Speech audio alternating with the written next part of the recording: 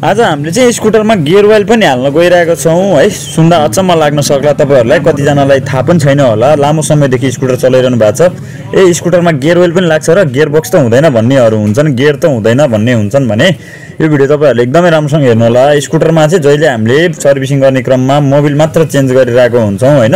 यो सानो कुरालाई ध्यान दिएको हुँदैनौँ। हाम्रो स्कुटरको पछाडिको व्हीलको छेउमा देब्रेपट्टि किक च्याम्बरको साइडमा गियर ओइल हाल्ने ठाउँ पनि हुन्छ, जसमा हाम्रो 120 ml लाग्ने हुन्छ है। जुन गियर ओइल यदि हामीले हालेनौँ भने समयमा हामीले गियर ओइल हालेनौँ भने चाहिँ भोलिको दिनमा हाम्रो 12-15 हजारको खर्च आउन जान्छ। गियर बक्सको दाँतीहरू बिग्रिन्छ है, विभिन्न किसिमको चक्काहरूबाट पछाडिको चक्काबाट आवाज आउन जान्छ। सो हामीले बेला बेलामा चाहिँ गियर ओइल पनि हालिरहनु पर्छ है। गियर ओइल र इन्जिन ओइलमा धेरै फरक हुन्छ। धेरै ठाउँमा चाहिँ तपाईको गियर ओइल हाल्ने ठाउँमा चाहिँ इन्जिन ओइल नै हालिदिरहेको हुन्छ हैन। त्यो चाहिँ ग्रेड मिल्दैन है। गियर ओइलको ग्रेड भनेको तपाईको 80W/90 ग्रेडको हुन्छ भने हाम्रो नर्मल मोबिल भनेको तपाईको 20W/50, 20W/40, 10W/30 ग्रेडको हुन्छ है।